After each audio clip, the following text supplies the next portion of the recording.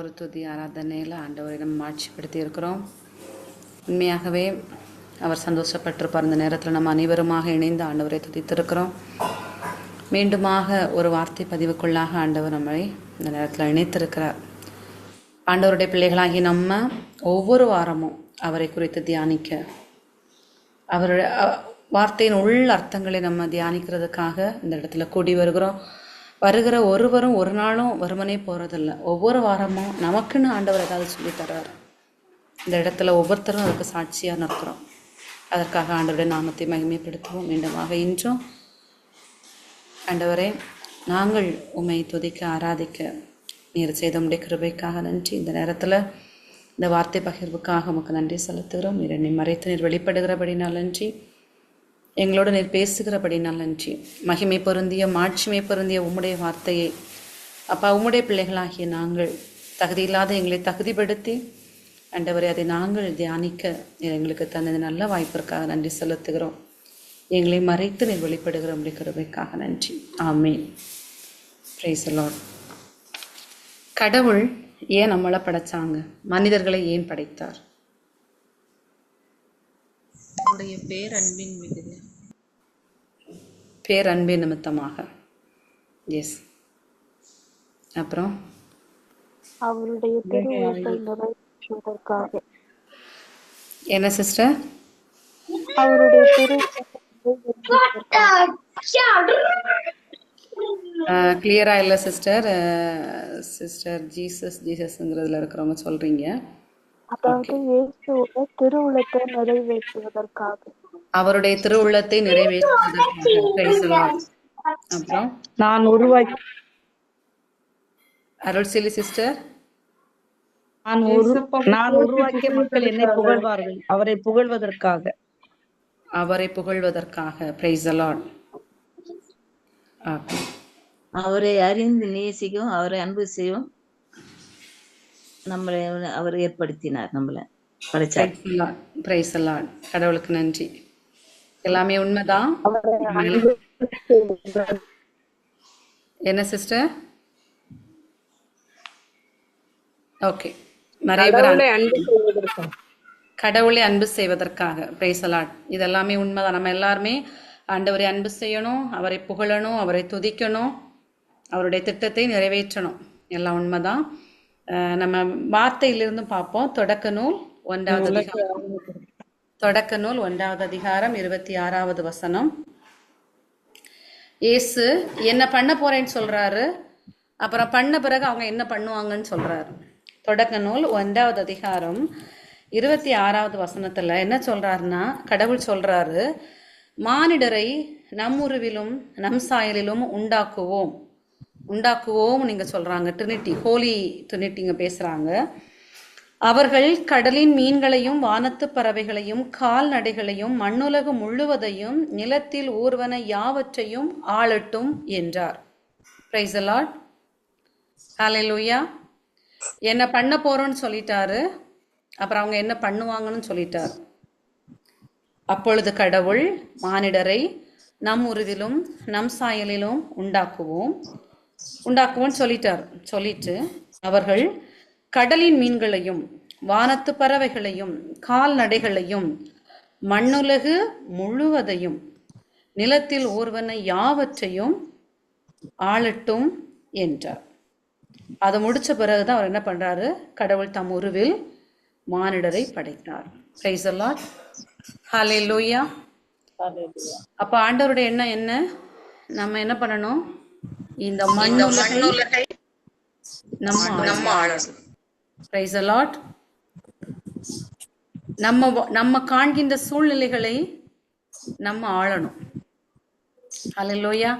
நம்ம யாருக்கு சொந்தம்? நம்ம முழுக்க யாருக்கு சொந்தம்? கடவுளுக்கு. நம்ம முழுக்க கடவுளுக்கு சொந்தம். ஆனா நமக்கு அவர் என்ன தந்திருக்கிறாரு? இந்த மண்ணுலகை ஆள்வதற்கான உரிமையை தந்திருக்கிறார். மண்ணுலகன்னு சொல்லும் போது நாம் பார்க்கின்ற எல்லா சூழ்நிலைகளையும் ஆளுவதற்கான அதிகாரத்தை நமக்கு தந்திருக்கிறார். ஆதாம படைச்ச ஆதாமுக்கு அந்த அதிகாரத்தை தான் கொடுத்தாரு. ஹல்லேலூயா. Praise the Lord. ஆதாமுக்கு என்ன கொடுத்தாரு?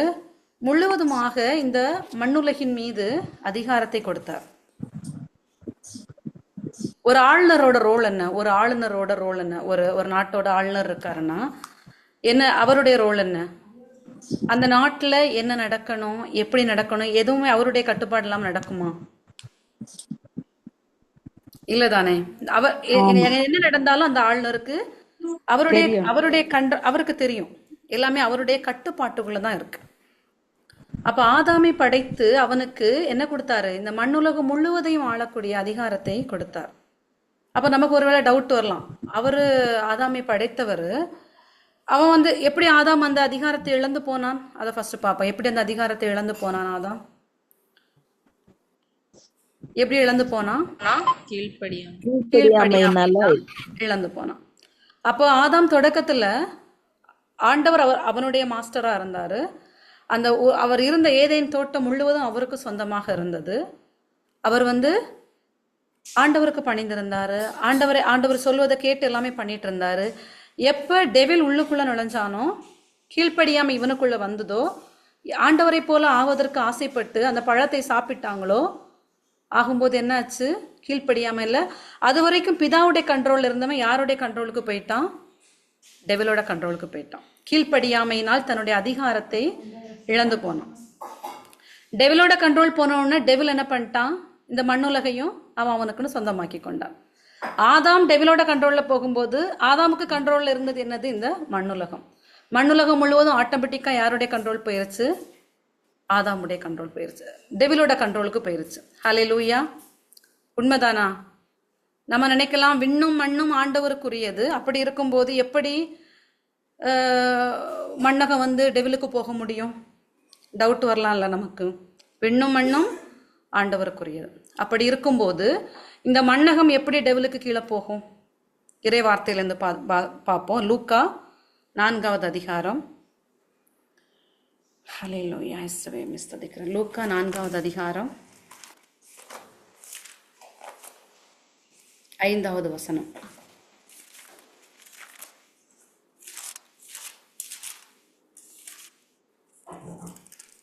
அழகை அவரை அழைத்துச் சென்று உலகத்தின் அரசுகள் அனைத்தையும்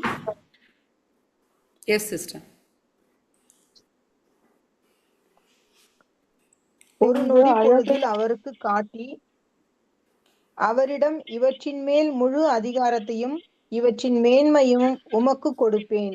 இவை யாவையும் என்னிடம் ஒப்படைக்கப்பட்டிருக்கின்றன. நான் விரும்பியவருக்கு இவற்றை கொடுப்பேன். Amen. Praise the Lord. Praise the Lord. பின்பு அழகை அவரை அழைத்து சென்று, யாரை அழைத்து சென்றது? ஜீசஸ் அழைத்து சென்று ஒரு நொடி பொழுதில் இந்த மண்ணுலகம் முழுவதையும் காட்டி என்ன சொல்லுது? இவற்றின் மேல் முழு அதிகாரத்தையும் இவற்றின் மேன்மையும் உமக்கு கொடுப்பேன். டெவில் சொல்றான் ஜீசஸ்ட, உமக்கு கொடுப்பேன் அப்படின்னு சொல்றான். ஏனெனில் இவை யாவும் என்னிடம் ஒப்படைக்கப்பட்டிருக்கின்றன. நான் விரும்பியவருக்கு இவற்றை கொடுப்பேன்.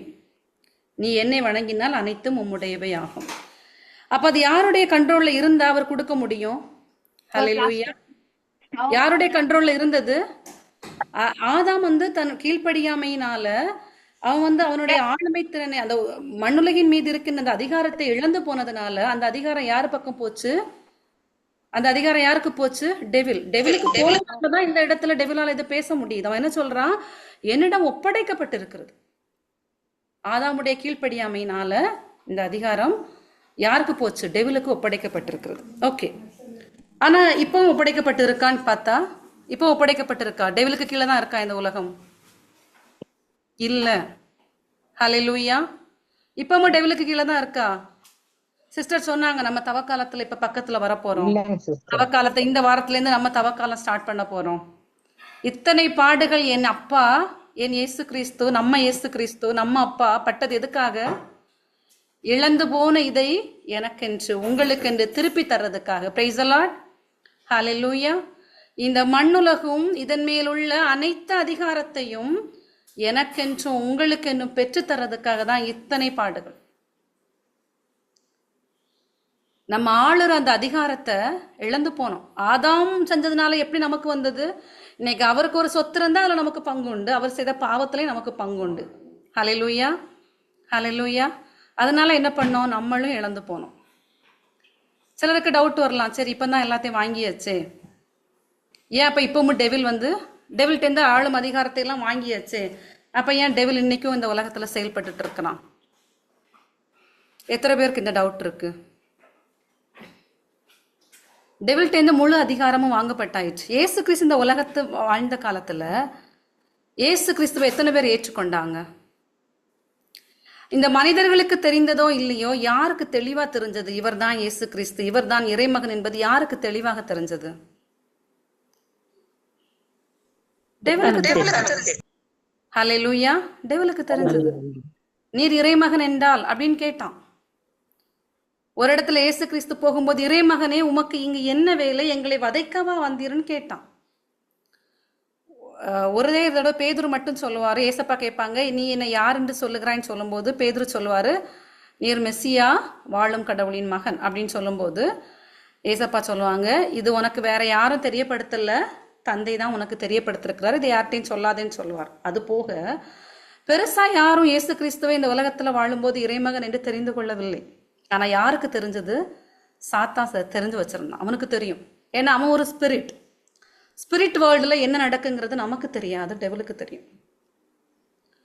அதே மாதிரி தான் நமக்கு பெற்றுத்தந்த இந்த அதிகாரம் இருக்கு இல்லையா, இயேசு கிறிஸ்து கல்வாரி மலையில இத்தனை பாடுகள் பட்டு நம்ம கீழ்ப்படியாமையினால் இழந்து போன அதை பெற்று தந்தார் இல்லையா, பெற்று தந்தத உடனே டெவிலுக்கு ஒரு ஷாக் ஆயிருச்சு. என் கையில இருந்த இந்த மண்ணுலகம் இயேசு மீட்டு திருப்பி இந்த மனிதர்களுக்கு கொடுத்து விட்டார் அப்படிங்கிற ஒரு பயம் டெவிலுக்கு வந்தது.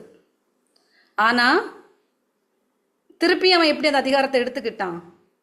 இந்த உலகத்தில் உள்ள மக்களை பார்க்கும்போது இழந்ததை பெற்று கொண்டவங்கள மாதிரி யாருமே இல்லை. இந்த உண்மையை நிறைய பேர் ஏற்றுக்கொள்ள ரெடியா இல்லை. பழையது போலயே தான் இருந்தோம். இத்தனை பாடுகள் பட்டு மீட்டு தந்து விட்டாருங்கிற அந்த உண்மையை, ஆளும் அதிகாரத்தை, இந்த மண்ணுலகில் நான் இந்த உலகத்துல வாழும்போது என்னென்ன சூழ்நிலையை நான் மேற்கொள்றேனோ அதை ஆளக்கூடிய அதிகாரம் என்கிட்ட இருக்கு. என்னை படைச்சதே ஆள்றதுக்காக தான். எதை ஆள்றதுக்காக? என்னுடைய சூழ்நிலைகளை நான் ஆளுவதற்காக. எப்படி நான் ஆள முடியும்? இயேசு கிறிஸ்துவை சார்ந்திருந்து நான் ஆள முடியும். என்னால தனிப்பட்ட விதத்துல ஆள முடியாது. நான் வார்த்தை என்ன சொல்லுது? கடவுளுக்கு பணிந்து நின்று அழகையை எதிர்த்து நில்லுங்கள். இதுதான் உண்மை. என்னுடைய வாழ்க்கையில் இருக்கிற சூழ்நிலைகளை நான் அவருக்கு பணிந்திருந்து நான் ஆள வேண்டும். நான் ஆளாம இருக்கிறதா இதுல இந்த உண்மை மனிதர்கள் தெரிஞ்ச மாதிரி காட்டிக்காதனால டெவல் என்ன பண்ணான்? ஓகே, எனக்கு இன்னும் பவர் இருக்கு அப்படிங்கிற மாதிரி காட்டிக்கிட்டு இருக்கிறான். இதுதான் உண்மை. ஸ்பிரிச்சுவல் வேர்ல்டு நடக்கிற உண்மை இதுதான். டெவிலுக்கு ஏதாவது ஒரு பவர் இருக்கா? ஒரு பவரும் கிடையாது. அவனுடைய அனைத்து பற்களும் பிடுங்கப்பட்டாயிற்று. அவன் ஒரு செத்த பாம்பு. என் மேலோ உங்க மேலோ உங்க வாழ்க்கையில நீங்க சந்திக்கின்ற எந்த சூழ்நிலைகள் மீதோ, கடன் பிரச்சனையில இருக்கலாம், தரித்திரத்துல இருக்கலாம், அதோட ரூட் எதுவா வேணா இருக்கலாம், நிறைய இருக்கலாம். நம்ம எல்லாருக்கும் தெரியும். சில இடங்கள்ல நம்ம ஆவியானவருடைய குரலை கேட்க மறுத்து நம்மளுடைய சொந்த எண்ணங்கள்ல சில இதுகளை பண்ணியிருப்போம். அதனால சில இடத்துல விழுந்திருப்போம். ஆனா அதுக்கு மன்னிப்பு கேட்டு திரும்ப வந்துட்டா அது மட்டும் போதும். அது இல்லாம ஐயோ டெவில் என்ன இப்படி பண்ணிட்டான், டெவில் என்ன இப்படி பண்ணிட்டான், அவன் இப்படி பண்ணான், இல்லை. முழு ஆளும் அதிகாரமும் எனக்கும் உங்களுக்கும் தரப்பட்டிருக்கு. இந்த உண்மையை நம்ம தெரியாம பல நேரத்துல இருக்கிறதுனால தான் டெவில் என்ன பண்றான்? திருப்பியும் நானும் ராஜான்னு நிற்கிறான். Hallelujah, praise the Lord, praise the Lord. இதுதான் உண்மை. கல்வாரி மலையில இத்தனை பாடுகள் பெற்று எனக்குன்னு நம்ம ஒவ்வொருவருக்குன்னு மீட்டு தந்திருக்கிறார். மீட்புனா என்ன? நம்ம நியூஸ்ல கூட பார்ப்போம் இல்லையா, இப்படி ஒருத்தர் அவருடைய பொருட்களை இழந்து விட்டார், போலீசார் அதை மீட்டு திருப்பி அவரிடத்தில் ஒப்படைத்தார், அப்படி நம்ம நியூஸ்ல கேட்போம் இல்லையா. நான் இழந்தத, நம்மளுடைய மூதாதையர் ஆதாம் இழந்தத எனக்கென்று மீட்டு, நமக்கென்று மீட்டு பெற்று தந்து விட்டார். ஆனா பெற்று தந்த பிறகு அதை பெற்று கொண்டவர்களைப் போல நம்ம இருக்கிறோமோ? அதுதான் இங்க உண்மை. அதுதான் நம்ம யோசிக்க வேண்டிய உண்மை. இந்த மீட்பை நான் பெற்றுக்கொண்டேங்கிற மாதிரி நான் இருக்கிறேன். நான் எதை இழந்தேன்? ஆளும் அதிகாரத்தை. என்னுடைய சூழ்நிலைகளை நான் கீழ்ப்படுத்தி ஆள முடியும். என் ஆண்டவரை சார்ந்து கொண்டு நான் அதை ஆள முடியும். வார்த்தை சொல்லுது, மண்ணுலகில் நீ தடை செய்வது விண்ணுலகிலும் தடை செய்யப்படும். மண்ணுலகில் நீ கட்டவிழ்ப்பது விண்ணுலகிலும் கட்டவிழ்க்கப்படும். எதையெல்லாம் நம்ம பார்த்து பேசுறோமோ கண்டிப்பா அது நடக்கும். நடக்கணும்னா நான் மீட்கப்பட்டு விட்டேன், எனக்கான ஆளும் அதிகாரம் திருப்பி தரப்பட்ட ஆயிற்றுங்கிற உண்மை எனக்கு தெரியணும். அதை மீண்டுமாக பெற்றுக்கொள்கிறது. தரப்பட்டது என்னது? ஒரு மனித உயிரையா கொடுத்தாங்க? இல்ல, தன்னுடைய சொந்த மகனையே கொடுத்தார். ஹல்லேலூயா. தன்னுடைய சொந்த மகனையே நம் மீது கொண்டார். நம்ம சொன்னோம், ஏன் படைச்சார்? நம்ம மேல உள்ள அன்புனால. உண்மைதான். தன்னுடைய சொந்த மகனையே கொடுத்தார். நம்ம நினைக்கலாம், எத்தனையோ இறைவாக்கினர்கள் இருந்தாங்க, ஏன் கொடுக்கல? ஏன் அவங்க உயிரை கொடுத்து நம்மளை மீட்க முடியல அப்படின்னு நினைக்கலாம். மீட்க முடியாது. ஏன்னா இயேசு கிறிஸ்து யாரு? அவர் தூயவர், பரிசுத்தர். இந்த உலகம் முழுவதும் பாவத்தில் விழுந்து போச்சு. இந்த உலகம் முழுவதையும் மீட்கணும்னா இந்த உலகம் முழுவதற்கும் சொந்தக்காரரான ஒருத்தரை தான் அதுக்கு ஈடு இணையாக கொடுக்க வேண்டும். இன்னொரு மனிதரை கொடுக்க முடியாது. ஏன் கொடுக்க முடியாது? அவர் இந்த உலக முழுமைக்கும் சொந்தக்காரர் கிடையாது. எத்தனை இறைவாக்கினர்கள் இருந்தாங்க இல்லையா? அவங்கள கொடுக்க முடியாது. ஏன் கொடுக்க முடியாது? அவங்க இந்த உலக முழுமைக்கும் சொந்தக்காரர் கிடையாது. நான் சொல்றது புரியுதா? இந்த உலகத்தை மீட்கிறதுக்கு இந்த உலகத்துல இதுக்கு முன்னாடி இறைவாக்கினர்கள் இருந்தாங்க இல்லையா? நிறைய இறைவாக்கினர்கள் இருந்தாங்க. அவங்க யாரையாவது ஒரு உயிரை கொடுத்து இந்த உலகத்தை மீட்டிருக்க முடியுமான்னு கேட்டா முடியாது. ஏன் முடியாது? ஒரு பொருளை மீட்கிறோம்னா அந்த பொருளுக்கு இப்ப நம்ம பேங்க்ல நகை ஈடு வைக்கிறோம்னு வைங்களேன். பேங்க்ல நகை ஈடு வைக்கிறோம். ஒரு 5 லட்சம் ரூபாய்க்கான நகை ஈடு வைக்கிறோம்னா அதை மீட்கணும்னா என்ன பண்ணணும்? 5 லட்சம் ரூபாய் திருப்பி கொடுத்தா மீட்க முடியுமா? இல்ல 1 லட்சம் ரூபாயோ 50,000 கொடுத்துட்டு எனக்கு அந்த நகையை தந்துருங்க அப்படின்னு கேட்டா தருவாங்களா? அதை மீட்கணும்னா என்ன பண்ணணும்? அதற்கு இணையான ஒரு பொருளை தானே கொடுக்கணும் இல்லையா? ஹல்லேலூயா, பிரைஸ் தி லார்ட். இந்த உலகம் முழுவதுக்கும் சொந்தக்காரர் யாருன்னு பார்த்தா அது இயேசு கிறிஸ்து மட்டும்தான்.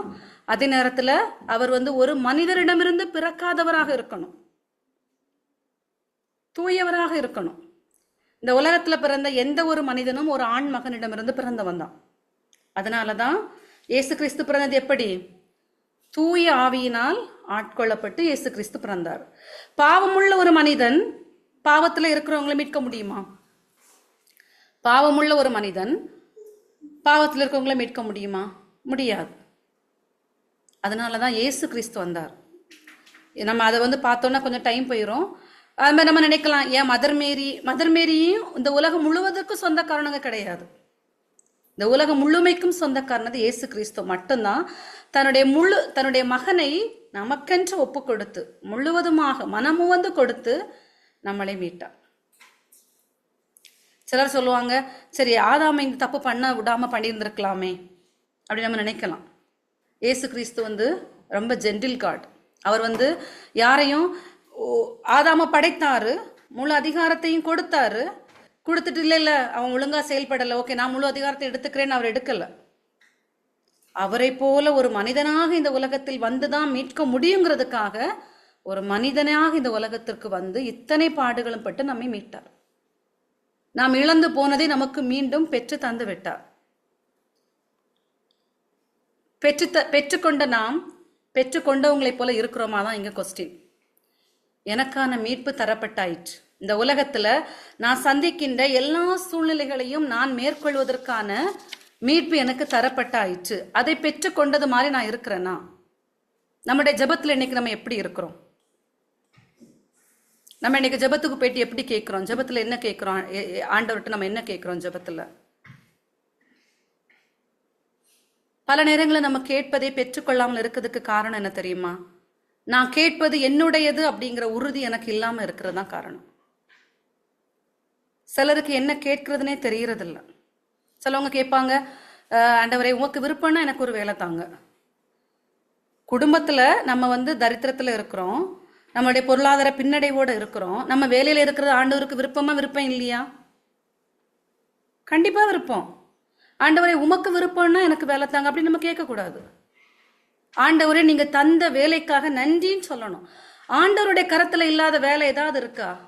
இந்த ஒட்டுமொத்த கம்பெனிக்கு அவர் தான் சொந்தக்காரர். எல்லா வேலையும் அவருடைய கரத்துல தான் இருக்கு. அப்படி இருக்கும்போது ஆண்டவரே நீ எனக்கு தந்த வேலைக்காக நன்றின்னு சொல்லணும். வார்த்தை என்ன சொல்லுது? நன்றியோடு கூடிய இறைவேண்டல் மன்றாட்டின் மூலம் உங்கள் விருப்பங்களை தெரியப்படுத்துங்கள். இதுதான் உண்மை. ஆனா நம்ம இப்படி கேட்கறது ஒருவேளை எனக்கு கரெக்டான்னு தெரியல. ஆண்டவரை இந்த கம்பெனில இந்த வேலை வேணும் அப்படின்னு கேட்கறது எந்த அளவு கரெக்ட்னு எனக்கு தெரியல. நிறைய பேர் நினைப்பாங்க, சிஸ்டர் எனக்கு ஒரு கல்யாணம் ஆகணும், ஆனா ஆண்டவருக்கு விருப்பமான்னு தெரியல. ஆண்டவருக்கு விருப்பம்தான். மனிதன் தனிமையாக இருப்பது ஆண்டவருக்கு விருப்பமா? இல்லை. ஒண்ணுல துறவரம் இல்லைன்னா இல்லறம், ஏதாவது ஒண்ணுக்குள்ள நம்ம இருக்கணும். மனிதன் தனிமையாக இருப்பது ஆண்டவருக்கு விருப்பம் கிடையாது. புரியுதா? சிலவங்களுக்கு என்ன கேட்கணுங்கிறதுலே பல கன்ஃபியூஷன். எப்போ இந்த தெளிவு வரும்னா, நான் என்னுடைய சூழ்நிலைகளை ஆள பிறந்தவள், எனக்கு கீழே இருக்கிற சூழ்நிலைகளை நான் கட்டுப்படுத்தி ஆள முடியும், எல்லாம் எனக்குடையது, நான் என்ன கேட்க போறேன்னா அது என்னுடையதுங்கிற எண்ணம் எனக்கு வேணும் ஃபர்ஸ்ட். அப்ப ஜெபத்துல போறதுக்கு முன்னாடியே நான் இதை எப்படியும் பெற்றுக்கொள்வேன். நான் என்ன கேட்க போறேனோ, ஏன் நம்ம ஏசப்பாட்ட போறோம், ஏசப்பாட்ட கேட்கிறோம், எல்லாம் நமக்கு தான் தரப்பட்டிருக்கு, நம்ம ஏன் கேட்கிறோம்? அவரோட சார்ந்துதான் நம்மளால இருக்க முடியும். அவர்கிட்ட இருந்து நம்ம பெற்றுக்கொள்ள போறோம். இதெல்லாம் எனக்கு தரப்பட்டா இருந்தாலும் நான் பெற்றுக்கொள்ள போறது என் ஆண்டவரிடம் இருந்து. இந்த உலகத்தில் உள்ள எந்த மனுஷரிடத்தும் கிடையாது. இதற்கு எதிராக இந்த உலகத்தில் உள்ள எந்த மனுஷனோ அழகையோ ஒன்றும் பண்ண முடியாது. ஹல்லேலூயா, பிரைஸ் தி லார்ட். அப்ப நீங்க என்ன கேட்குறீங்க அப்படிங்கிறது தெரியணும். ஏன்னா ஆண்டவர் உங்களுக்கு வைத்திருக்குது நலமான வளமான திட்டம். அந்த திட்டத்தின் அடிப்படையில தான் நம்ம கேட்க முடியும் இல்லையா? டவுட்டோட கேட்கக்கூடாது. கேட்கறதுக்கு முன்னாடி இதை நான் எப்படியும் பெற்றுக்கொள்வேன் அப்படிங்கிற மாதிரி நம்ம கேட்கணும். மார்க்ல இருக்கு, அந்த பெரும்பாடுள்ள பெண் என்ன பண்ணாங்க? எப்படியாவது நான் பெற்றுக்கொள்வேன் அப்படிங்கிற எண்ணத்தோடு தான் போய் தொட்டாங்க இல்லையா? அநேக பேர் இந்த கூட்டத்துல தொட்டாங்க. மார்க் 5:30 பாருங்க. இயேசு அதுல ஒரு வார்த்தை சொல்லுவார். மார்க் 5:30. மார்க் 5:30. உடனே இயேசு தம்மிடமிருந்து வல்லமை வெளியேறியதை தம்முள் உணர்ந்து மக்கள் கூட்டத்தை திரும்பி பார்த்து, என் மேலுடையை தொட்டவர் யார் என்று கேட்டார். 31 சிஸ்டர், 31, 32. அதற்கு அவருடைய சீடர்கள் அவரிடம், இம்மக்கள் கூட்டம் உம்மை சூழ்ந்து நெருங்குவதைக் கண்டும் என்னை தொட்டவர் யார் என்கிறீரே என்றார்கள். ஆனால் அவர் தம் மேலுடையை தொட்டவரை காணும்படி சுற்றிலும் திரும்பி பார்த்து கொண்டிருந்தார். ஆமீன். Price the Lord. Praise the Lord. அவரிடமிருந்து வல்லமை, நான் வல்லமை வெளியேறதை இயேசு கிறிஸ்து உணர்ந்தார். தன்னிடமிருந்து வல்லமை வெளியேறியதை இயேசு கிறிஸ்து உணர்ந்தார். அந்த பெண்ணுடைய தொடுதல் எப்படி இருந்தது? நான் எப்படியும் பெற்றுக்கொள்வேன், அந்த அடிப்படையில தான் அவருடைய தொடுதல் இருந்தது. இன்னைக்கு நம்ம என்ன கேட்டாலும், நீங்க சுகத்தை கேட்குறீங்களா? உங்க குடும்பத்துல அமைதியை கேட்குறீங்களா? உங்க மகனுக்கு மகளுக்கு ஒரு துணையை கேட்குறீங்களா? ஒரு வேலையை கேட்குறீங்களா? இது எல்லாமே ஆண்டவர் விரும்புறது தான், எதுவும் விரும்பாதது இல்லை. ஆண்டவருக்கு விருப்பம் இருந்தா அப்படின்னு நம்ம கேட்கறதுக்கு எதுவும் இல்லை. நம்மளா சூஸ் பண்ணி சிலவங்க கேட்பாங்க, திருமணம் தேடும்போது கூட ஒயிட்டா இருக்கணும், லாங் ஹேர் இருக்கணும், இப்படி இருக்கணும்னு அவங்களே ஸ்பெசிஃபிகேஷனோட போறது எந்த அளவுக்கு கரெக்ட் இல்லைன்னு நான் சொல்ல என்னால் முடியல. ஆனால் திருமணம் நடக்கிறது ஆண்டவருடைய திட்டத்தில் இருக்கா? எஸ், ஆண்டவர் அதை விரும்புகிறார். அப்போ நான் கேட்க போனாலும் அதற்கு முன்னாடி நான் இதை எப்படியும் பெற்றுக்கொள்ளுவேன். ஏன்னா இது என்னுடையது. இந்த உலகத்தை ஆள்றதுக்காக தான் என்னை அவர் படைத்திருக்கிறார். நான் சந்தோஷமா வாழ்றது ஆண்டவருடைய விருப்பமாக இருக்கிறது. எரேமியா 29:11 படி நான் உனக்காக வைத்திருப்பதெல்லாம் நலமான வளமான திட்டம். அப்போ நான் இதை எப்படி பெற்றுக்கொள்வேன் அந்த எண்ணத்தோட நான் போகணும். ரெண்டாவது, நான் எப்படி கேட்கணும்? நிறைய பேருக்கு எப்படி கேட்கணும்னே தெரியதில்லை. இன்னைக்கு ஒரு ஆளுநராக இருந்துட்டு தாங்கம்மா ஆண்டவரே உடைய கெஞ்சி கேட்குறேன், எனக்கு தாங்கப்பா, நான் அழுது கேட்குறேன் தாங்கப்பா, நான் இறைஞ்சி கேட்குறேன் தாங்கப்பா அப்படின்னு நம்ம கேட்க வேண்டிய அவசியமே இல்லை. ஆண்டவருடைய பிள்ளைங்களை மாதிரி கேட்கணும். இன்னைக்கு உங்க பிள்ளைங்க உங்ககிட்ட வந்து ஒரு பொருளை கேட்கும்போது, அம்மா எப்படியாவது இன்னைக்கு மத்தியானம் சாப்பாடை தந்துருங்கம்மா ப்ளீஸ் அம்மா அப்படின்னு கேட்டா நமக்கு எப்படி இருக்கும்? என்னடா நான் உனக்கு சாப்பாடு தராமலாம் வச்சிருக்கிறேன், அப்ப நான் வச்சிருக்கிறது யாருக்கு அப்படின்னு தானே நான் கேட்பேன்ல. அப்படி நம்ம கேட்கணும். ஆண்டவர் என்ன எப்படி கேட்கணும்? நீங்க எதை கேட்டாலும் நன்றியோட கேளுங்க. உங்க குழந்தைங்களுக்காக ஜெபிக்கிறீங்களா? ஆண்டவரே என் பிள்ளைக்கு நீங்க கற்றுத் தருகிறபடினால் நன்றி.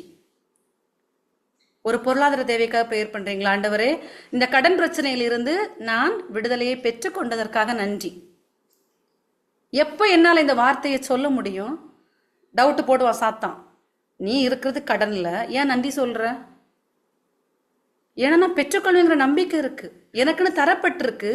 ஏதோ ஒரு இடத்துல என்னுடைய செயல்பாடுகள்னால் நான் அதை இழந்து போனேன், அதை மீண்டும் என் ஆண்டவர் எனக்கு தந்திருக்கார். ஏன்னா என்னை ஆழ பிறந்திருக்கார், நான் ஆழ பிறந்திருக்கிறேன். என்னுடைய சூழ்நிலைகளை நான் அடக்கி ஆழ்வேன், என்னுடைய நாவினால நான் அடக்கி ஆழ்வேன். நான் இறை வார்த்தைகளை பேசி நான் அடக்கி ஆழ்வேன். அதற்கான வார்த்தைகளை அப்பதான் என்னால பேச முடியும்.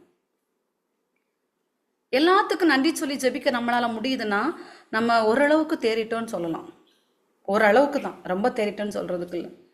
நன்றி சொல்லி ஜெபிக்க முடிஞ்சா என்ன தேவை, எதை பார்க்க விரும்புறீங்களோ.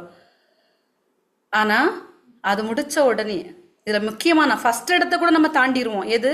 நான் பெற்றுக்கொள்ளுவேன் போறது, ரெண்டாவது நன்றி சொல்லி ஜெபிக்கிறது. இந்த ரெண்டு, மூணாவது ஒண்ணு இருக்கு, இது ரொம்ப முக்கியம். நான் ஜெபித்ததற்கும் அதை என்னுடைய கண்களால் பார்ப்பதற்கும் இடைப்பட்ட நேரம். இந்த ஃபர்ஸ்ட் ரெண்டுல கூட நம்ம சம்டைம்ஸ் கொஞ்சம் தேறி வந்துருவோம். இந்த மூணாவது இருக்குல்ல, ஜெபிச்சு முடிச்சிருவோம். ஜெபிச்சு முடிச்சு வெளியே வந்த உடனே என்னுடைய சூழ்நிலை அதற்கு ஆப்போசிட்டா நான் ஏதாவது பேசுற மாதிரியே அமையும். சாத்தான் வைப்பான். அதுல நான் ரொம்ப கவனமா இருக்கணும். நான் நன்றி சொல்லிட்டேன்னா அதை பெற்றுக்கொண்டவளை மாதிரி நான் இருக்கணும். என்னுடைய கண்ணால நான் பார்க்கலன்னா கூட அதை பெற்றுக்கொண்டவளை போல என்னுடைய சொல்லும் செயலும் இருக்கணும். ஆண்டவரே, என்னை கடன் பிரச்சனையிலிருந்து நீங்க வெளியே கொண்டு வந்ததுக்கு நன்றி நான் சொல்லி ஜெபிச்சிட்டேன். ஜெபிக்கிறதுக்கு முன்னாடி, ஏன்னா ஏசப்பா எனக்கு தந்துட்டாங்க, ஏதோ ஒரு சூழல்ல நான் இதை இழந்து போயிட்டேன், நான் என்னுடைய சொந்த புத்தியினால நான் கடன் வாங்கி நான் என்ன வார்த்தைக்கு எதிரான பண்ணனாலதான் நான் கடன்ல இருக்கிறேன். ஸோ இன்னைக்கு எனக்கு உண்மை தெரிஞ்சிருச்சு, நான் இதை எப்படியாவது என் ஆண்டவரிடமிருந்து நான் ஆசீர்வாதத்தை பெற்றுக்கொள்வேன். நான் ஜெபிச்சிட்டேன், ஜெபிக்கும் போது நன்றி சொல்லி ஜெபிச்சிட்டேன். திருப்பி வெளியே வரும்போது அப்பதான் கடன்காரன் வருவான். வந்து என்ன சொல்லுவான், நீ எனக்கு தரல அப்படி இப்படின்னு. நான் 2 வார்த்தை எப்பவும் பேசுறதை விட 2 வார்த்தை கூட திட்டுவான். திட்டும்போது நான் என்ன சொல்லணும், இப்போதான் ஜெபிச்சுட்டு வந்தேன், நான் இந்த ஆண்டவர்கிட்ட கேட்டுட்டே இருக்கேன், என்னைக்கு தான் தராருன்னு தெரியல அப்படின்னு நான் பேசுறேன்னா நன்றி சொன்னதுக்கு ஏதாவது அர்த்தம் இருக்கா? இல்லை. அந்த இடத்துல நம்ம என்ன பண்ணலாம், என்ன பதில் சொல்லலாம்? அவங்க கிட்ட கொஞ்சம் பொறுமையா இருங்க, கடவுள் கிருபையில நான் உங்களுக்கு எப்படியும் சரி பண்ணிடுவேன். திருப்பி நன்றி சொல்லுங்க, அப்பா இந்த இதுல இருந்து என்னை வெளியே கொண்டு வந்ததுக்கு நன்றி ஆண்டவரே அப்படின்னு நன்றி சொல்ல தொடங்கணும். நன்றி சொல்ல தொடங்கணும். இந்த இடத்துலதான் சாத்தான் நம்மளை விழ வைக்கிறதுக்காக பார்ப்பான். வார்த்தை என்ன சொல்லுது? 1 பேதுரு 5:8 வாசித்தீங்கன்னா சொல்லுது, அலகை தேடி தெரிகிறதான் யாரை விழுங்கலாம் என, அவனால எல்லாரையும் விழுங்க முடியாது. பிரைஸ் தி லார்ட், ஹல்லேலூயா. விழுங்குறதுனா என்ன? நம்மளுடைய வாழ்க்கையை அவனுக்கு அந்த சொந்தமாக்கி கொள்றது, அவனுடைய கோட்லயே நம்மளை வச்சிருக்கிறது, நெகட்டிவ் பேச வச்சு அவநம்பிக்கையை தந்து அவன் கோட்லயே வச்சுக்கிறது. அவன் தேடி தெரிகிறான். எல்லாரையும் அவனால ஒன்றும் பண்ண முடியாது. யாரை பண்ண முடியும்? நம்ம நம்பிட்டோம், நன்றி சொல்லி ஜெபிச்சிட்டோம், அந்த திருப்பி நம்ம நெகட்டிவா பேசுறோம் இல்லையா, அப்பந்தான் நம்ம அவனுடைய சைட்ல திருப்பியும் போறோம். இதுல ரொம்ப கவனமா இருக்கணும். எல்லாரையும் அவன் ஒன்றும் பண்ண முடியாது. நம்ம நம்பி விசுவசித்து ஜெபித்ததை அவன் எரேஸ் பண்றதுக்கு வச்சிருக்கிற ஒரு டூல் என்ன தெரியுமா? கவலையும் சந்தேகமும். அதை குறித்த ஒரு கவலையை கொண்டு போடுவான், சந்தேகத்தை கொண்டு போடுவான், அதன் மூலம் என்ன நெகட்டிவா பேச வைப்பான். இதுதான் அவன் யூஸ் பண்ற டூல். இந்த டூல் தெரிஞ்சா இவ்வளத்துல மட்டும் நம்ம கவனமா இருந்தா மதி. நான் ஆள பிறந்தவள், நான் எப்படியும் அதை பெற்றுக்கொள்வேன், நம்பணும், நன்றி சொல்லணும். நன்றி சொல்லிட்டு அதை பெற்றுக்கொள்கிற வரைக்கும் முடிஞ்ச பேசாமலே இருக்கிறது நல்லது. அதை குறித்து, அந்த சூழ்நிலையை குறித்து பேசாம இருக்கிறது நல்லது. பாசிட்டிவா நம்மளால பேச முடியலையா, பேசாமலே இருங்க, நல்லது. நம்ம பேசிட்டோம்னா என்ன தெரியுமா, நம்ம நன்றி சொல்லி ஜெபித்த பிறகு அதற்கான இறை வார்த்தைகளை சொல்லிட்டே இருப்போம். இறை வார்த்தைகளை சொல்லிட்டு இருக்கிறது எப்படி? ஒரு சீடு போட்டு தண்ணி ஊத்தி அந்த மரத்தை வளர்றதை பார்த்துட்டே இருக்கிறோம், கனி தர்றதுக்காக பார்த்துட்டு இருக்கிற டைம்ல இந்த தேடி தெரிகிற அழகை என்னை பின்னடைய வச்சு நெகட்டிவ பேச வச்சு என்ன பண்ணுவான், நான் போட்ட சீடு மூலம் வளர்ந்த மரத்தை நானே பிடுங்கி கீழே போடுற மாதிரி ஆயிரும்.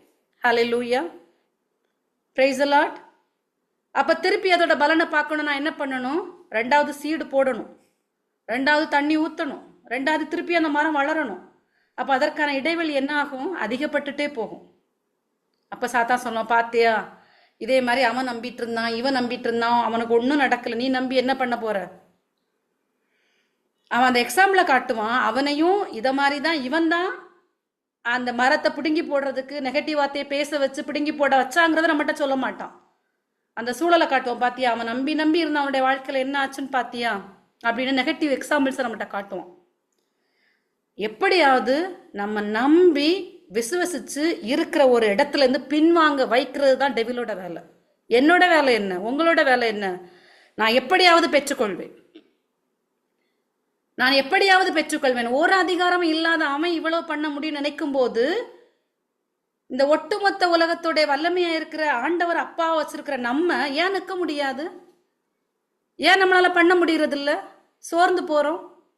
பிரைஸ் தி லார்ட், ஹல்லேலூயா. அவனை விட அதிகமா எழுப்பி நிற்கலாம் இல்லையா? நம்ம தனியாள் கிடையாது இல்லையா? ஏசு கிறிஸ்து நம்மளை மீட்டு தந்துட்டு அவர் இன்னைக்கு என்ன பண்ணிட்டு இருக்கிறாரு?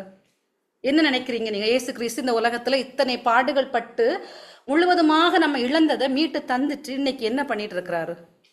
ஏசு கிறிஸ்து இப்ப என்ன பண்ணிட்டு இருக்கிறார் நமக்காக?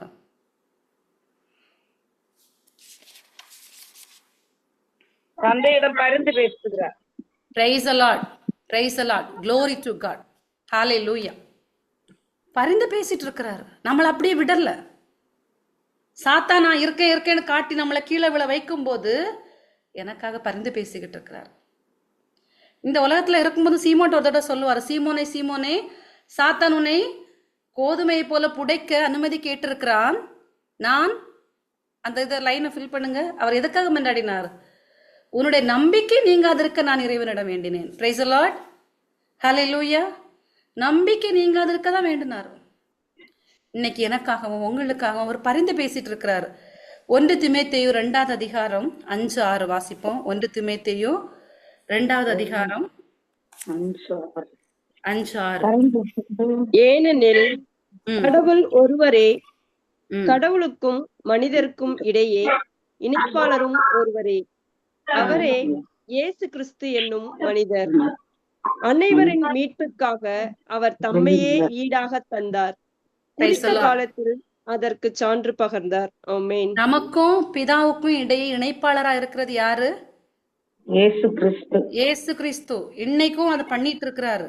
2வது எபிரேயர் 10வது அதிகாரம் எடுங்க. எபிரேயர் 10ல என்ன சொல்லிருக்குன்னு பாப்போம். எபிரேயர் 10:19-20. எபிரேயர் 10:19-20 வாசிங்க. சகோதர சகோதரிகளே, இயேசுவின் உடலை கோவிலின் திரைச்சீலைக்கு ஒப்பிடலாம். இத்திரைச்சீலை வழியாக திருத்தூயகத்துக்குள் நுழைய நமக்கு துணிவு உண்டு. ஏனெனில் அவர் இரத்தம் சிந்தி நமக்கென புதியதொரு வழியை திறந்து வைத்துள்ளார். இதுவே வாழ்வுக்கு அழைத்துச் செல்லும் வழி. ஆமென். Praise the Lord. இன்னொரு வார்த்தை கூட வாசித்துருவோம். ரோமையர் 8:32-34. ரோமையர் 8:32-34 வரை. தம் சொந்த மகனை அவரை நம் அனைவருக்காகவும் ஒப்புவித்த கடவுள் தம் மகனோடு அனைத்தையும் நமக்கு அருளாதிருப்பாரோ? கடவுள் தேர்ந்து கொண்டவர்களுக்கு எதிராய் யார் குற்றம் சாட்ட இயலும்? அவர்கள் குற்றமற்றவர்கள் என காட்டுபவர் கடவுளே. அவர்களுக்கு யார் தண்டனை தீர்ப்பு அளிக்க இயலும்?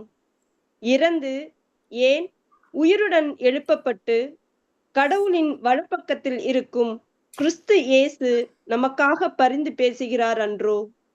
ஆமென், ஆமென். அப்ப இயேசு கிறிஸ்து இப்ப எப்படி இருக்கிறாரு? இந்த 3 வார்த்தைகளை நம்ம பார்த்தோம். அவர் தான் இணைப்பாளராக இருக்கிறாரு. பிதாவிடம் நம்ம நெருங்கி செல்வதற்கான துணிவை அவர் தருகிறாரு. இயேசுவின் வழியாக தான் நம்ம போக முடியும். திரைச்சீலை கிழிக்கப்பட்டாயிற்று. இயேசுவின் வழியாக தான். யாருமே பிதாவினிடத்துல டைரக்டா போவேன், இயேசு கிறிஸ்து வழியா போக முடியாது அப்படின்னு யாரும் சொல்ல முடியாது. கண்டிப்பா இயேசு கிறிஸ்து வழியாக தான் நமக்கு மீட்பு. அப்ப அதுக்கு துணிவை தருகிறாரு, அதோட வழியா இருக்கிறாரு, இணைப்பாளராக இருக்கிறாரு, நமக்காக பரிந்து பேசி கொண்டு இருக்கிறாரு. இன்னைக்கு நம்மளை தனியே விடல. அப்போ ஒன்றுமே இல்லாம எல்லா பல்லும் பிடுங்கப்பட்ட அவன் என்னை நம்ம வாழ்க்கையில இத்தனை மலை போன்ற சூழ்நிலைகளை கொண்டு வரும்போது, எனக்காக இவ்வளவும் செய்து முடித்தவருடைய துணையை கொண்டு, இன்னைக்கு எனக்காக செய்து கொண்டிருக்கிற அவருடைய துணையை கொண்டு என்னால எதை செய்ய முடியாது. அதனால நம்ம சொல்றோம், எனக்கு வலுவூட்டுகிற இயேசு கிறிஸ்துவின் துணை கொண்டு எதையும் செய்ய எனக்கு ஆற்றல் உண்டு. நம்ம சொல்றது இதை வச்சுதான். ஹல்லேலூயா, ஹல்லேலூயா, பிரைஸ் தி லார்ட். தலையை நிமிர்ந்து நம்ம நிற்கலாம். நம்ம வந்து ஒரு தனியாள் கிடையாது. இயேசுடைய அணியில நம்ம இருக்கிறோம். நம்ம அணியுடைய தலைவரா இயேசு கிறிஸ்து இருக்கிறாரு. நமக்கு வெற்றி மட்டும்தான், தோல்வியே கிடையாது.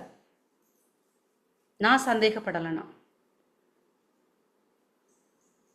என்னால நம்ப முடியுதுன்னா, சாத்தானுடைய யாரை விழுங்கலாம் என்று திரும்பி வர்றவனை பார்த்து என்னுடைய வாயின் வார்த்தைகளை, நான் தேவையில்லாத வார்த்தைகளை விடாம இருந்தேன்னா, நான் நம்பிக்கையில நிலைத்திருந்தேன்னா எனக்கு வெற்றி மட்டும்தான். அப்ப இந்த கல்வாரி பலியில நம்ம இப்போ தவக்காலத்துக்குள்ளாடி போறோம் இல்லையா, போகும்போது ஒவ்வொரு முறை சிலுவை பாதையில போகும்போதும் சிலர் நல்லா அழுவாங்க. ஆண்டவரே உங்களை இப்படி அடிச்சுட்டாங்க, அப்பா உங்களை இப்படி அடிச்சுட்டாங்க, இவ்வளவு வேதனைப்பட்டீங்களே, இவ்வளவு இது பட்டீங்களே. எல்லாம் உண்மைதான். ஆண்டவருடைய அன்பை நினைத்து அழலாம். ஆனா இதெல்லாமே நடந்தது பிதாவின் முன்னறிவின் படிதான். அங்க யூஸ் பண்ணப்பட்ட பிளாத்துவா இருக்கட்டு, யார் யார் படை வீரர்கள் அடித்தவங்க யாரா இருக்கட்டு, இது எல்லாருமே பிதாவின் திட்டம் நிறைவேறுவதற்கான ஒரு டூல் தான் இவங்க எல்லாருமே. ஆனா அவர் பெற்றுத்தந்த மீட்பை இன்னைக்கு நம்ம பெற்று கொண்டவங்களை மாதிரி காட்டாம திருப்பியும் அதே பழைய இடத்துல ஆண்டவர் வந்து இந்த உலகத்துல வந்து இவ்வளவு பெற்று தந்த பிறகு இது ஒன்னையும் நான் பெற்றுக்கொள்ளல, இது எதுக்கும் நான் சொந்தக்காரன் கிடையாது, ஏன்னா நான் பாவி அப்படின்னு சொல்லிட்டு திருப்பியும் அந்த மீட்பின் முன்னாடி இருக்கிற அந்த இடத்துலயே நம்ம நின்றுட்டு இருந்தோம்னா இதுதான் ஆண்டவருக்கு வருத்தத்தை கொடுக்குது. நம்மளுடைய அவநம்பிக்கை தான் அவரை மீண்டும் மீண்டும் சாட்டையால் அடிக்குது. ஹல்லேலூயா, ஹல்லேலூயா, பிரைஸ் தி லார்ட். அப்போ ஒவ்வொரு தடவை நம்ம சிலுவை பாதையில பங்கேற்கும் போது நம்முடைய மைண்ட்ல இருக்க வேண்டியது என்ன? ஆண்டவரை என் மீது கொண்ட அன்பனால இத்தனை பாடுகளை நீங்க பொறுத்து கொண்டீங்க. அந்த அன்பை நினைச்சு நான் அழலாம். ஆனா இன்னைக்கு நீங்க பெற்று தந்த இந்த மீட்பை என்னுடைய குடும்பத்துல, என்னுடைய ஊழிய பாதையில, என்னுடைய அலுவலக பாதையில, என்னுடைய பிள்ளைகளுடைய வாழ்க்கையில, என்னை தனிப்பட்ட வாழ்க்கையில நான் பெற்றுக்கொள்ளாம நான் ஒண்ணுமே பெறாதவ மாதிரி அவநம்பிக்கையில இருக்கிறேன்ப்பா, என்ன மன்னிங்கன்னு சொல்லணும். இந்த கல்வாரி சிலுவையின் மூலம் எனக்கு அந்த அருளை தாங்க. என நம்பிக்கையை தொடங்கி வழி நடத்துகிறவர், அதை நிறைவு செய்கிறவர் அவரு. என்னுடைய நம்பிக்கையை அதிகப்படுத்துங்கப்பா. நீங்க பெற்று தந்துட்டீங்க, நான் பெற்றுக்கொள்ளாதவள மாதிரி நான் இன்னைக்கு இருந்துகிட்டு இருக்கிறேன். என்னுடைய வாழ்க்கையில நம்பிக்கை அதிகப்படுத்துங்கப்பா. என் மேல கொண்ட இத்தனை பெரிய அன்பனால நீங்க இவ்வளவு பெற்று தந்துட்டோம், நான் இதுக்கு பாத்திரமான இல்லாம நான் இருக்கிறேன்னு. யாரையும் தகுதி இல்லாதவங்கள ஆண்டவர் பாக்குறது கிடையாது. தகுதி உள்ளவங்களுக்காக வந்திருந்தா ஆண்டவர் வந்திருக்க வேண்டிய தேவையே இல்லை. அவங்க சொந்த செயல்களினாலே அவங்க மீட்பை பெற்று கொண்டிருக்கலாம். இல்லை, எனக்காக, பாவியான எனக்காக, உங்களுக்காக தான் அவர் வந்தார். அப்ப யார நினைச்சோம், இவன் பிளாத் என்னன்னாலும் இப்படி பண்ணிருக்க கூடாது, இப்படி போட்டு அடிச்சுட்டாங்களே, இவரோ பெரிய ஆணியை வச்சுட்டாங்களே அப்படின்னு நம்ம நினைக்கிறத விட இன்னைக்கு என்னுடைய அவநம்பிக்கை என் ஆண்டவரை ஆணியில் அறிய வைக்கிறதா, அதற்காக மன்னிப்பு கேட்கணும். அவருடைய அன்பிற்காக அழணும். அழுற தப்புன்னு நான் சொல்லலை. ஆனா அவநம்பிக்கையினால ஆண்டவருக்கு மீண்டும் மீண்டும் அவருடைய சிலுவை பாரத்தை நம்ம அதிகப்படுத்துகிறோம். அவருடைய லாவுல ஈட்டி எடுத்து குத்துறோம், கையில ஆணிகளால தொலைக்கிறோம். கோழைத்தனம் அடுத்தால நம்பிக்கை திருவெளிப்பாடுல இருக்கு. பெரிய பாவம். நம்ம நினைக்கிறோம் இல்ல, கொலை செய்யறதும் அடுத்தவங்களை துன்புறுத்துதான் பாவம், எல்லாம் பாவம் தான். பெரிய பாவம் அவநம்பிக்கை, நம்ம பண்ணிட்டு இருக்கிற பாவம். எந்தெந்த இடங்கள்ல நம்ம அவநம்பிக்கையோட இருக்கிறோம் ஆண்டவரத்துல ஒப்பு கொடுப்போம். ஆண்டவருடைய கூட இருந்த சீடர்கள் கேட்டாங்க, எங்களுடைய நம்பிக்கை அதிகப்படுத்துங்கப்பான்னு கேட்டாங்க.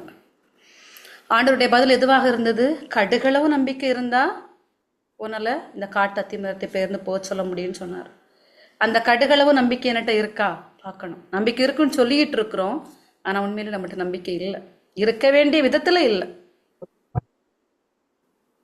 இந்த தன்னிலையை நம்ம உணர்ந்தோம்னா நிச்சயமாக நிச்சயமாக நம்ம ஆண்டவருடைய இந்த கல்வாரி பாடுகளுக்கு நம்ம மருந்து போடுறவங்களா இருப்போம்.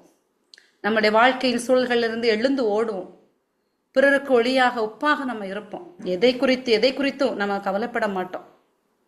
சாத்தானுடைய அந்த தந்திரங்களில, அந்த வஞ்சக புத்திகள் நம்ம விழுந்து போக மாட்டோம். வார்த்தையினால நெகட்டிவா பேச மாட்டோம். நம்மளே இறை வார்த்தையை சொல்லி சொல்லி நட்டு வளர்த்த அந்த மரங்களை நம்மளே பிடுங்கி தூக்கி கீழே போட மாட்டோம். ஹல்லேலூயா. ஒப்பு கொடுப்போம். முழுவதுமாக நம்மளை இந்த நேரத்தில் ஒப்பு கொடுத்து ஜெபிப்போம். ஆண்டவரே, அப்பா, எங்களை முழுவதுமாக உங்களுடைய கருத்துக்குள்ளாக தருகிற ஆண்டவரே, எங்களுடைய பலவீனங்களை பாராமல் ஆண்டவரே, நீர் எங்களை பலப்படுத்துகிறவராக இருக்கிறீர் ஆண்டவரே. பல வேளைகளில பல சந்தர்ப்பங்களில பல சூழ்நிலைகளில நம்பிக்கையில குறைவுள்ளவர்களாக நாங்கள் இருக்கிறோமே ஆண்டவரே. எங்களை மன்னிப்பதற்காக நன்றி ஆண்டவரே. எங்களுடைய அவநம்பிக்கையினால் ஆண்டவரே உங்களுடைய சிலுவையின் பாரத்தை நாங்கள் அதிகப்படுத்தாமல் இருக்க ஆண்டவரே. அப்பா, உண்மை நாங்கள் நம்புவதன் மூலம் தகப்பனே அப்பா உம்முடைய சிலுவை பாடுகளில் நாங்களும் பங்கேற்க எங்களுக்கு நீங்க கிருபை தருகிறபடினால் நன்றி ஆண்டவரே. நம்பிக்கை தொடங்கி வழிநடத்தி நிறைவு செய்கிறவரே அப்பா, எந்தெந்த இடங்களிலெல்லாம் நீங்க விரும்புகிறபடி நாங்கள் நம்ப முடியாமல் பின்னடைவோடு இருக்கிறோம் அப்பா. எங்களை ஜட்ஜ் பண்ணி, நாங்களே எங்களை ஜட்ஜ் பண்ணி, எங்களை அடுத்திருப்பவர்களை ஜட்ஜ் பண்ணி அதற்கான காரணங்களை கண்டுபிடித்து உண்மை நம்பாமல் இருக்கிறோமோ இந்த இடங்களில் எல்லாம் ஆண்டவரே நாங்கள் எழுந்து ஓடி உம்மோடு எங்களை நெருக்கப்படுத்துகிறபடினால் நன்றி. ஆளும் அதிகாரத்தில் எங்களுக்கு திரும்ப பெற்று தந்திருக்கிறீர் ஆண்டவரே. நாங்கள் சந்திக்கின்ற எந்த சூழ்நிலைகளாக இருந்தாலும் நாங்கள் ஆள வேண்டும் என்ற அதிகாரத்தை நீர் எங்களுக்கு திரும்ப பெற்று தந்திருக்கிறீர் ஆண்டவரே. அதை எங்களுடைய வாழ்க்கையில் நாங்கள் பயன்படுத்த நீர் கிருபையாக இருக்கிறபடினால் நன்றி ஆண்டவரே. துதியும் கனமும் மகிமையும் உங்க ஒருவருக்கு, ஜீவனுள்ள நல்ல பிதாவே. Amen, amen. Praise the Lord.